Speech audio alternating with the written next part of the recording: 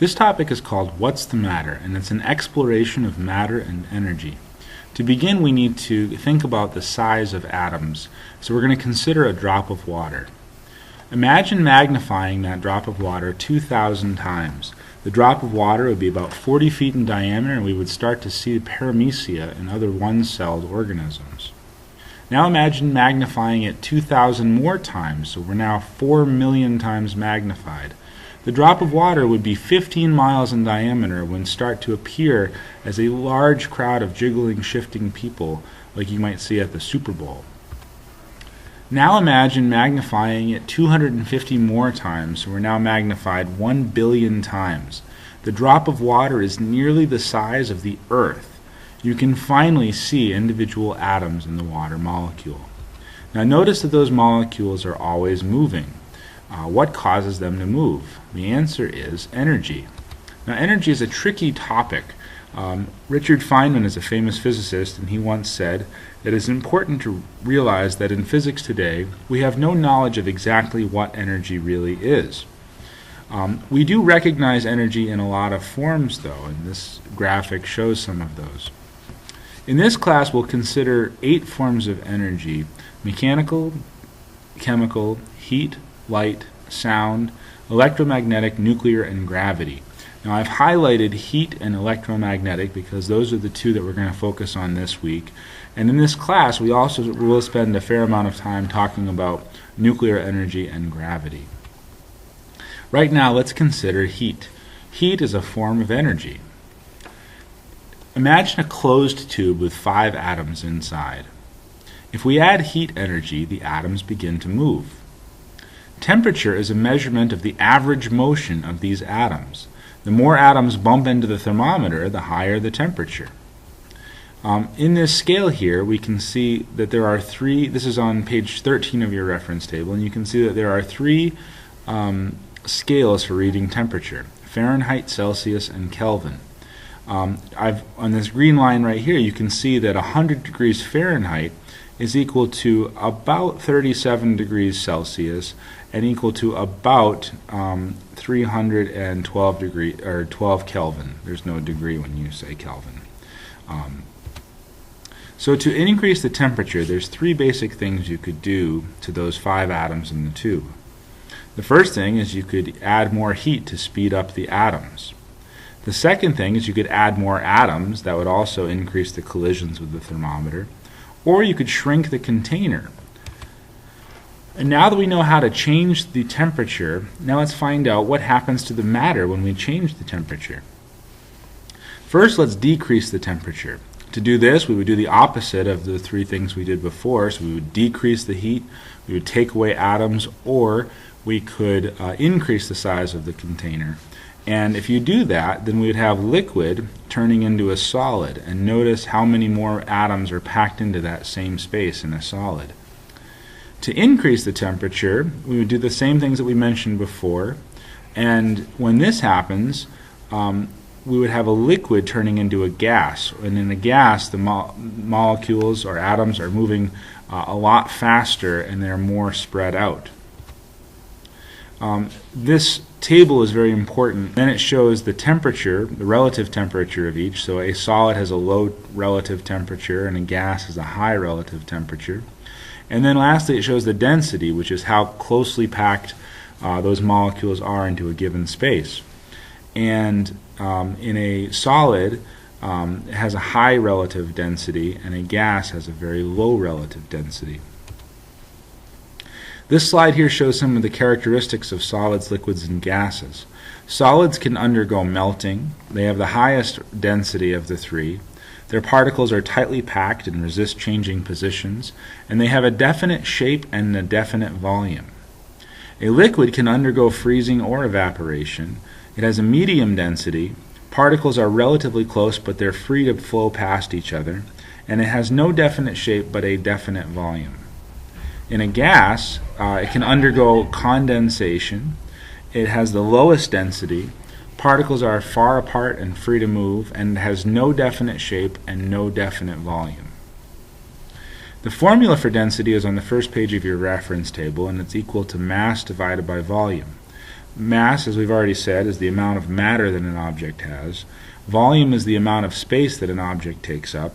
And density is the amount of matter in a given space. The law of conservation of matter states that matter can neither be created nor destroyed. It can only change forms. So here, in an example of burning wood, whatever mass this wood has, no matter how you change it, if you were to collect all the smoke particles, ashes, and soot from that fire, it would have the same mass that you started with. And in this cartoon, it states that in chemical changes, no matter how big the bang, mass is neither gained nor lost.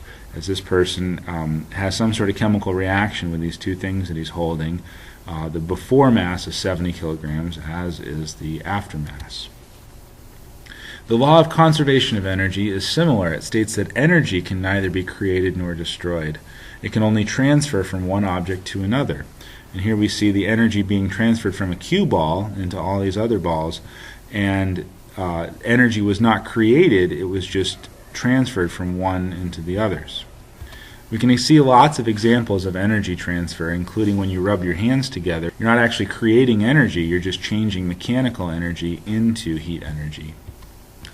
When you plug in a light, you're transferring electrical energy into light energy and heat energy.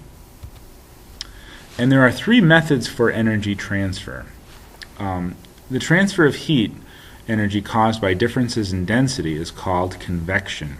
And in this picture here, you see the water as it's being heated up in the bottom.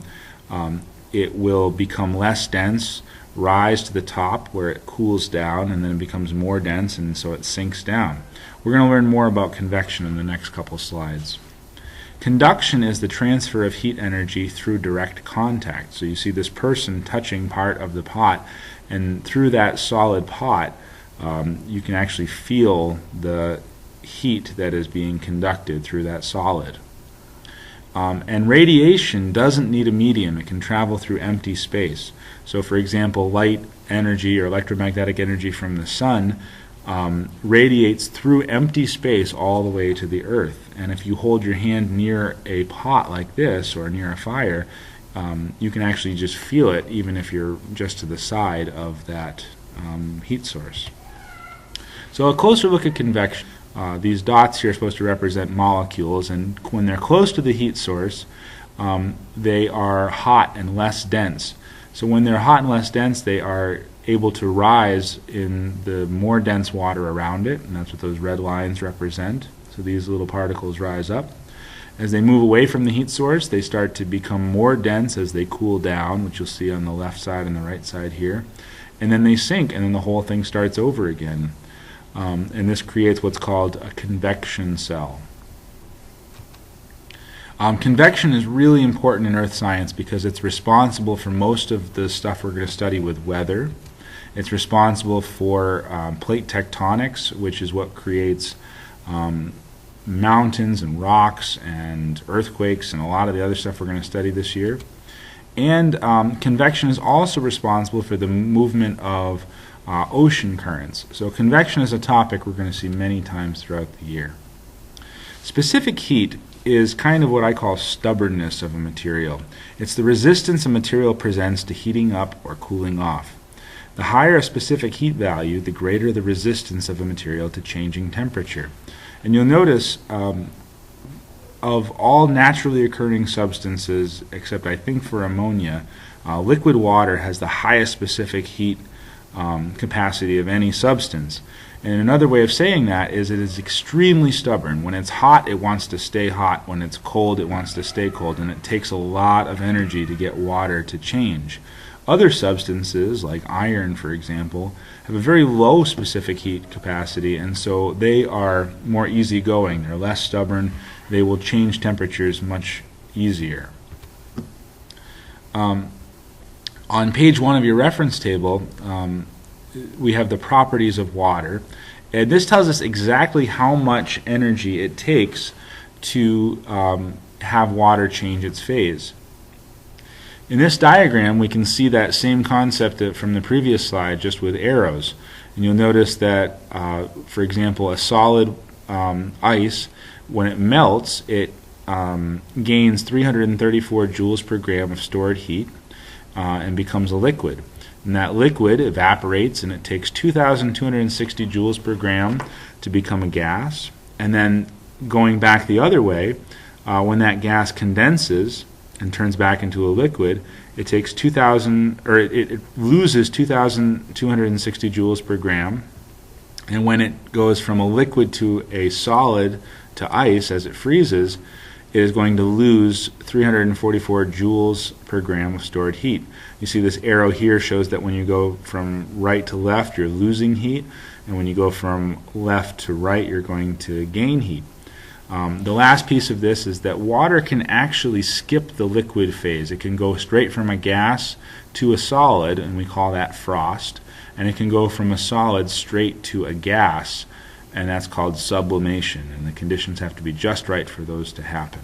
This last slide, it shows that when you heat up an ice cube, if you add a steady amount of heat, that temperature is going to rise in the ice until it hits the melting point, which then all of a sudden it's going to level off for a period of time.